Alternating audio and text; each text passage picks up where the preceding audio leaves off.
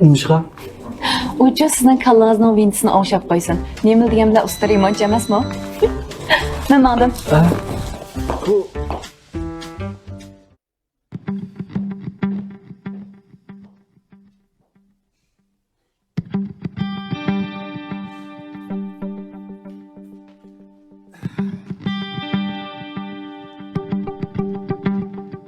Ben Fatime'den izsiz gumanlanıp kelgan.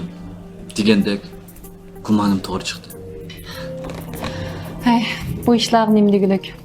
Ben siz tapşırgan materyallarga asasen bu diyalog münasebetlik barliq adamlarni tepib chiqdim.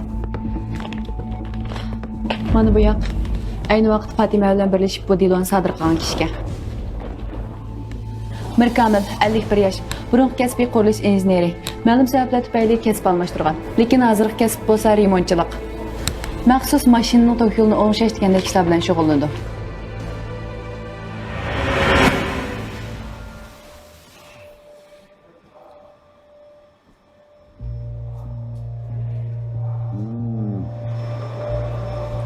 Yaxshiqa ash bu.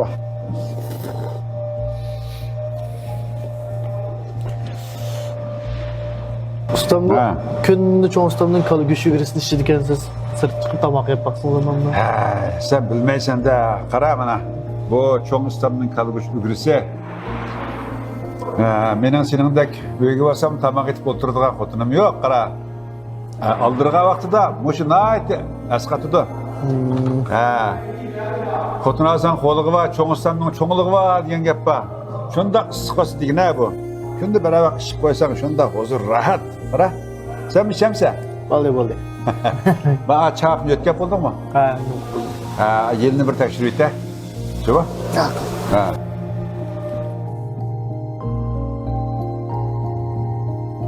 Bu Mirkamil degani bakaqiliq nemika. Har qanday bir ish qilsa hargiz yupuch qoldirmaydi ekan. Boshqalar uni Mirkamil deb chaqirmasdan Kamil deb udul ismini chaqirdi ekan. Biz bu ishni aniqlashga xil vaqt ketganda. Sizningcha biz qanday qilsak bo'lar? Didoni aniqlashning eng yaxshi usuli jinoyatchi taraf o'tib olish.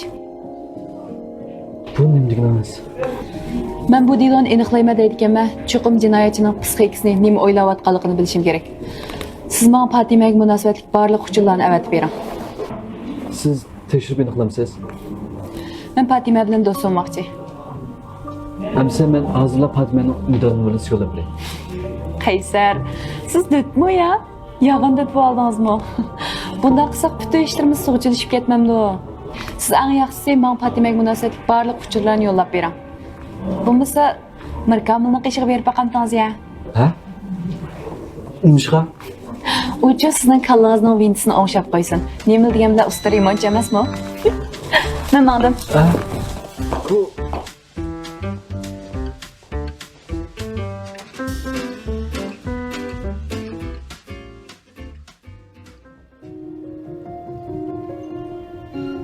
Yetmiş qismliq suratga turmush nomli qisqa teatrimizning to'liq nusxasini unitarni ko'ring. Salon nomi Biz Uz Ovoz.